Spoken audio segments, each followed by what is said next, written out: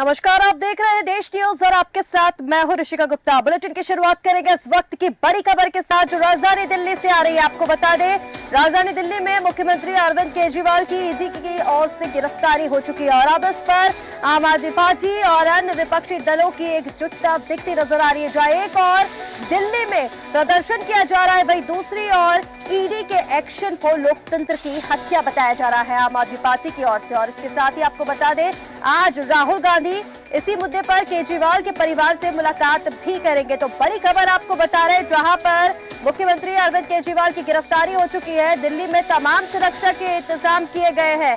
Metro station भी बंद कर दिया गया है। सुबह 8 बजे से लेकर शाम 6 बजे तक स्टेशन बंद रहेगा।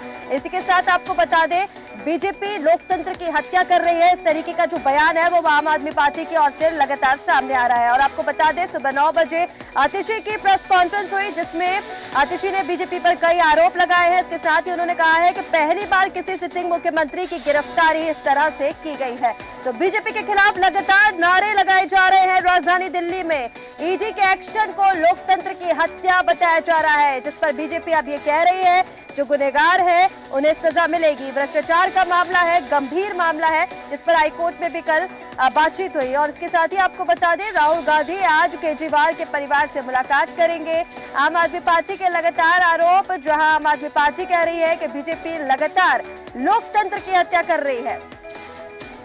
तो बड़ी खबर राजधानी दिल्ली से आपको बता रहे हैं, जहां पर अरविंद केजरीवाल की गिरफ्तारी के बाद भारतीय जनता पार्टी का भी बयान सामने आया है, जहां उन्होंने कहा है कि जो गुनहगार है उन्हें सजा जरूर मिलेगी। और ज्यादा बातचीत के लिए हमारे साथ एडिटर सूरज पाठक जी जुड़ चुके हैं, चर्चा उनसे करेंगे। सूरज जी, दिल्ली में लगातार आम आदमी पार्टी का प्रदर्शन देखने को मिल रहा है मुख्यमंत्री अरविंद केजरीवाल की गिरफ्तारी के बाद से, जो एक और दिल्ली में भारी प्रदर्शन, वहीं दूसरी और आम आदमी पार्टी का आरोप कि बीजेपी लोकतंत्र की हत्या कर रही है। किस तरह से इसको देखते हैं सर?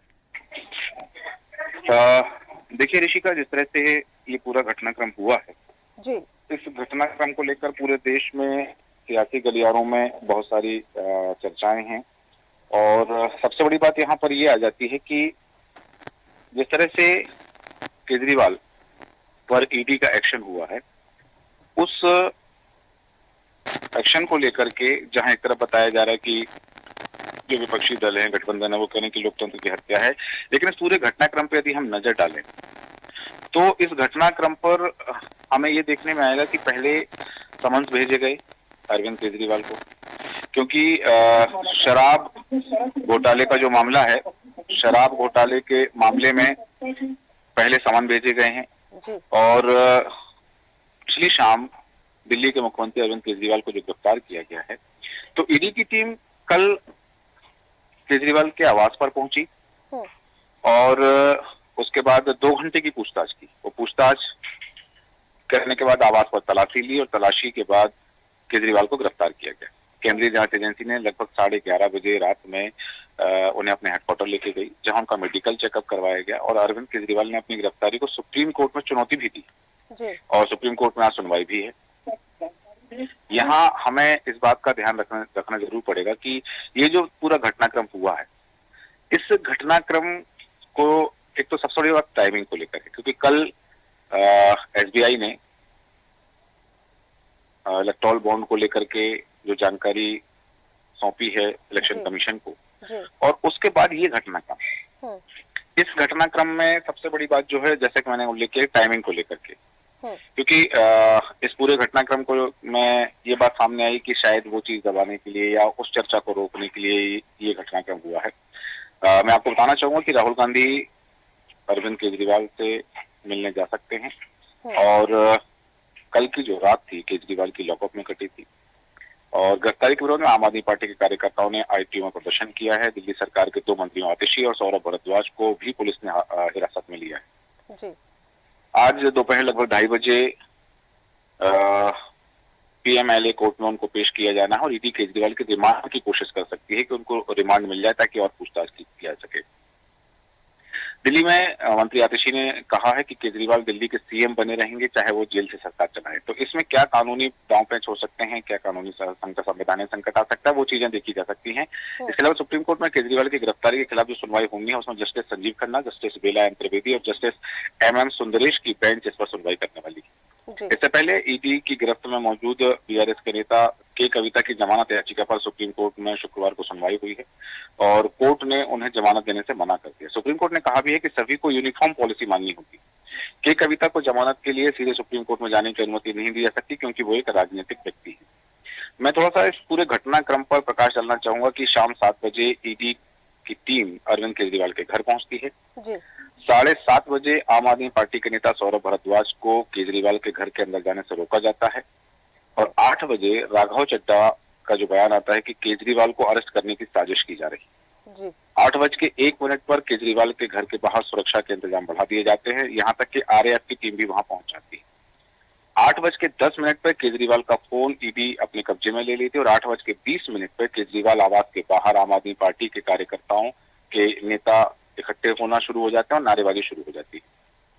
8:30 बजे केजरीवाल के घर के बाहर धारा 144 लगा दी जाती है और 8:47 पर नारेबाजी कर रहे आम आदमी पार्टी के नेताओं को हिरासत में ले लिया जाता है। ये जो पूरा घटनाक्रम चला, यहाँ एक बात रही कि पहले बताइए कि ये पूरा एक नाटकीय घटनाक्रम था, इसके पहले लिखी गई थी। यहाँ एक बात जरूर हमें, क्योंकि संवैधानिक पद पर बैठे हुए किसी भी राज्य के मुख्यमंत्री का इस तरह से गिरफ्तार होना, ये देश में पहली बार ऐसी घटना हुई कि जब कोई मुख्यमंत्री पद पर बैठे हुए व्यक्ति को गिरफ्तार किया गया हो। जी बिल्कुल सूरज जी, सही है ये कि पहली बार इस तरीके की गिरफ्तारी देखने को मिली है। चूंकि लोकसभा चुनाव नजदीक है, बहुत ही कम समय इसमें बचा हुआ है। कल की अगर हम बात करें तो गिरफ्तारी से पहले मुख्यमंत्री अरविंद केजरीवाल ने ये कहा था कि अगर ईडी गिरफ्तार नहीं करेगी तो वो कोर्ट में पेश होंगे। गिरफ्तारी उनकी हो चुकी है। हालांकि विपक्षी गठबंधन की तरफ से आरोप बीजेपी के ऊपर लग रहे हैं, लेकिन कहीं ना कहीं ये भी ठीक है, बीजेपी ये कह रही है कि भ्रष्टाचार का बड़ा मामला है, गंभीर आरोप अरविंद केजरीवाल के ऊपर लगे हैं। फिर इस तरीके का प्रदर्शन क्यों सर? देखिए ऋषिका, क्या है कि ये जो पूरा मामला है, यहाँ मैं बता दूं कि जो पहले से घटनाक्रम चल रहा था, इस पूरे घटनाक्रम में पहले भी गिरफ्तारियां हुई हैं और उन गिरफ्तारियों की यदि मैं बात करूं तो मनीष सिसोदिया, संजय सिंह और विजय नागर, ये 3 गिरफ्तारी पहले हो चुकी है। बिल्कुल।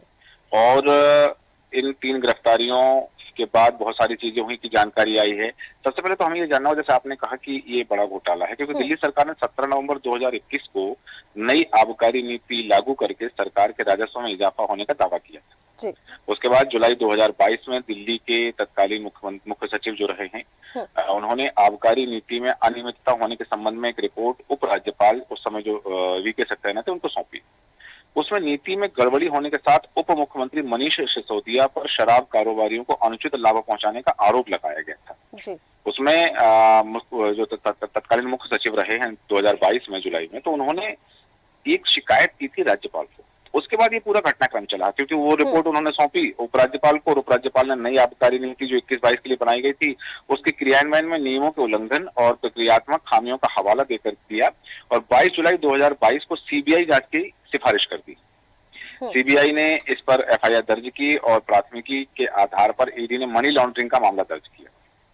और सीबीआई और ईडी का आरोप है कि आबकारी नीति को संशोधित करते समय अनियमितता की गई और लाइसेंस धारकों को अनुचित लाभ पहुंचाया गया। इसमें यह कहा गया कि लाइसेंस शुल्क जो था वो माफ किया गया है या कम किया गया है। इस नीति से सरकारी खजाने को लगभग 144 करोड़ रुपए का नुकसान हुआ है। अब यदि ये जो 144 करोड़ के राजस्व की हानि हुई है, यदि ये जानबूझ के की गई है तो ये एक प्रकरण बन जाता है। यदि आप ऐसी किसी नीति का निर्धारण करते हैं जिस नीति से किसी व्यक्ति विशेष को, संस्था विशेष को लाभ होना है, तो वो पक्षपात के उसमें आ जाएगा, कदाचरण में आ जाएगा। तो ये जो तमाम चीजें हैं, क्योंकि इसमें मामला मनी लॉन्ड्रिंग से जुड़ा हुआ है। बिल्कुल। ये जो गिरफ्तारी हुई अरविंद केजरीवाल की, ये ईडी के संदर्भ में जो मनी लॉन्ड्रिंग का मामला दर्ज है उसमें गिरफ्तारी हुई। शराब घोटाले की बात है, तथाकथित शराब घोटाले की बात की जा रही है कि जो शराब घोटाला है कि किसी लाइसेंस धारकों को लाभ पहुंचाने के लिए किया गया है और 114 करोड़ के राजस्व की हानि सरकार को हुई। फायदा किसको कितना हुआ है वो एक अलग विषय है, किंतु जो राजस्व की हानि हुई है वो फिगर अभी तक सामने आया है। तो यहाँ पर हमें ये चीज जरूर देखनी होगी कि यदि आरोप लगाए जा रहे हैं। हाँ, मैं ये जरूर करूंगा कि सीबीआई ने 390 दिन का मामला है, जब ये प्राथमिकी दर्ज की गई थी, उसके बाद 390 दिन बाद अरविंद केजरीवाल की गिरफ्तारी हुई। हाँ, आम आदमी पार्टी का विरोध प्रदर्शन है कि वो केंद्र की सत्ताधारी दल पर आरोप लगा रहे हैं, केंद्र के सत्ताधारी दल को घेरने की कोशिश कर रहे हैं। इससे पहले 9 समन दिए गए अरविंद केजरीवाल को। कल जब वो हाईकोर्ट जाते हैं, हाईकोर्ट में वो ये बात करते हैं कि मुझे गारंटी दी जाए, मुझे इस बात की श्योरिटी दी जाए कि मुझे परेशानी नहीं होगी तो मैं ईडी के पास जाऊंगा।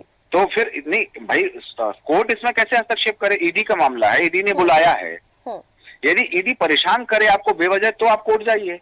बिल्कुल। संविधान में मौलिक जो मूल अधिकार हैं, यदि उन मूल अधिकारों का हनन होता है तो निश्चित रूप से कि भाई फिर आप कोर्ट जाइए, क्योंकि सुप्रीम कोर्ट भारत के संविधान द्वारा दिए गए भारत के नागरिकों को जो मौलिक अधिकार है उनके रक्षा करने का, उनका पालन करने का अधिकार सुप्रीम कोर्ट के पास है। वो सुप्रीम कोर्ट वचन देता है कि मैं मानव भारत के नागरिकों को जो मूल अधिकार दिए गए हैं उन अधिकारों की रक्षा करूंगा। लेकिन यदि आप किसी मामले में आपसे कोई जानकारी चाहिए जा रही है, आपसे कुछ पूछा जाना है किसी मामले में, तो आपको संबंधित संस्था को, और चूंकि वही भी एक संवैधानिक संस्था है, तो उसके आपको जवाब देना चाहिए। 9 बार समन भेजा जाता है, हर बार आप उसे इग्नोर करते हैं। यहाँ तक कि जब विधानसभा चुनाव चल रहे थे, मध्य प्रदेश के विधानसभा चुनाव समय थे, तो आपको अरविंद केजरीवाल को एक समन मिलता है ईडी के समक्ष प्रस्तुत होने का, और वो उस समय वहां प्रस्तुत ना होकर के मध्य प्रदेश के विंध्य क्षेत्र में चुनाव प्रचार कर रहे होते हैं। ये सीधी अवहेलना है। ये तो ये जो बात है कि भाई आपसे यदि कुछ जानकारी मांगी गई थी, आप जाते, आप यदि अरविंद केजरीवाल जाते, वहां जो जानकारी मांगी गई थी वह संदर्भित जानकारी प्रस्तुत करते, उसके बाद ईडी को अपना एक्शन करना था। अब चूंकि आप 9 बार लगातार नहीं गए तो ईडी को आपके घर आना पड़ा, घर आए तो तलाशी हुई। अब ये तो अभी तक हालांकि ईडी ने स्पष्ट नहीं किया, वो अपने चालान में प्रस्तुत करेगी, जो पूरा चालान प्रस्तुत किया जाएगा कि अरविंद केजरीवाल के यहाँ तलाशी में उनको क्या मिला है, अरविंद केजरीवाल ने क्या बयान दिए, और उनके हस्ताक्षर के साथ में वो चीज प्रस्तुत की जाएगी। लेकिन ये एक बड़ी बात है कि संवैधानिक पद पर रहते, क्योंकि मुझे याद है कि जब मध्य प्रदेश में सत्ता परिवर्तन हुआ था, उमा भारती मुख्यमंत्री बनी थी, तो हुबली थाने में एक एफआईआर उनके विरुद्ध दर्ज हुई थी एक प्रदर्शन को लेकर के। तो जैसे वहां एफआईआर दर्ज हुई, उन्होंने अपने पद से इस्तीफा दिया और वो वहां गई, गिरफ्तारी दी, जमानत हुई, ये अलग विषय था। क्योंकि वहां एफआईआर होने पर एक तरफ उमा भारती मध्य प्रदेश की मुख्यमंत्री रहते हुए अपने पद से इस्तीफा दे देती हैं, बाबूलाल गौर को मुख्यमंत्री बना दिया जाता है, दूसरी तरफ इनको 9 समन मिल गए। ये एफआईआर सीबीआई ने मनी लॉन्ड्रिंग की 390 दिन पहले दर्ज की थी। बिल्कुल। तो यदि नैतिकता की बात की जाए तो 390 दिन पहले इनको इस्तीफा दे देना चाहिए था अपने पद से, कि भाई आप पूछताछ कर लो, यदि मैं उसके बाद में मुझे क्लीन चिट मिलती है तो मैं दोबारा मुख्यमंत्री बन जाऊंगा।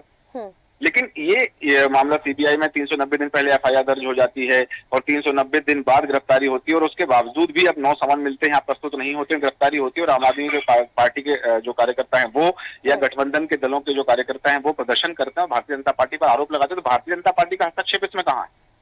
ये बात तो पहले भी हम पश्चिम बंगाल में देख चुके हैं। पहले जब भूपेश सरकार छत्तीसगढ़ में हुआ करती थी, चुनाव से पहले, तब वहां भी इस तरह के आरोप लगते थे कि ईडी का, सीबीआई का केंद्र सरकार दुरुपयोग कर रही है। तो ये जो तमाम चीजें हैं, अभी तक सिर्फ ये बयानबाजी है कि भाजपा के कहने पर ऐसा किया जा रहा है। आप स्पष्ट भी तो करें, सिर्फ आरोप लगा देना नहीं कि भारतीय जनता पार्टी की केंद्र सरकार के द्वारा ऐसा किया जा रहा है। हाँ, यदि आपके पास तथ्य हैं, क्योंकि हाँ, एक मामला जरूर था, जो पश्चिम बंगाल का जो मामला था, कि उसमें कोर्ट ने ईडी को फटकार लगाई है कि केवल पूरक चालान के आधार पर या जांच के नाम पर किसी को गिरफ्तार करके ज्यादा दिनों तक नहीं रख सकते हैं।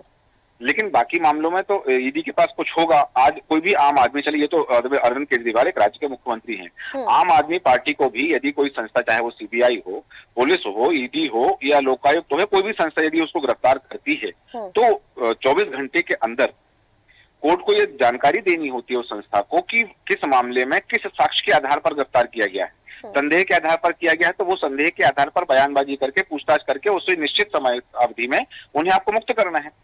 तो ये जो तमाम चीजें हैं, मतलब ये सिर्फ भारतीय जनता पार्टी पर सवाल नहीं उठाए जा रहे हैं, केंद्र की सरकार पर सवाल नहीं उठाए जा रहे हैं, हमारी जो संवैधानिक व्यवस्था है, हमारी जो कानून की धारा है, उन पर सवाल उठाए जा रहे हैं। बिल्कुल। और यदि ऐसा है तो फिर ये आवाज मुखर होनी चाहिए, और नहीं है केवल और केवल इसलिए कि हमें अपने हक की रोटी सेकना है या इस पर सियासत करनी ही हमें, तो ये अलग विषय हो जाता है। जी बिल्कुल सूरज जी, और जिस तरह से हम देख रहे हैं अभी कि जो एक और अरविंद केजरीवाल की गिरफ्तारी हो गई है, दूसरी ओर दिल्ली में तस्वीरों में आपको लगातार दिखा रहे हैं आम आदमी पार्टी की किस तरह से प्रदर्शन किया जा रहा है। कहीं ना कहीं गंभीर आरोप अरविंद केजरीवाल के ऊपर लगे, हालांकि पूछताछ उनसे लगातार जारी है और उसके बाद कई बड़े खुलासे होने बाकी है। सूरज जी फिलहाल हमारे साथ जुड़ने के लिए बहुत शुक्रिया आपका। तो आपको बता दें दिल्ली से ये बड़ी अपडेट, जहां 9 समन भेजने के बाद मुख्यमंत्री अरविंद केजरीवाल की गिरफ्तारी हो चुकी है, लगातार उनसे पूछताछ जारी है। दिल्ली में सुरक्षा के कड़े इंतजाम और इसी के साथ ही मेट्रो स्टेशन भी सुबह 8 बजे से लेकर शाम 6 बजे तक के लिए बंद कर दिया गया है। कड़ी पहरेदारी जो है वो मुख्यमंत्री अरविंद केजरीवाल के घर के बाहर भी लगाई गई है, जहां एक और विपक्षी दल बीजेपी के ऊपर आरोप लगा रहे हैं कि बीजेपी लोकतंत्र की हत्या कर रही है। वहीं दूसरी ओर आम आदमी पार्टी की ओर से भी कई आरोप जो है वो लगाए जा रहे हैं।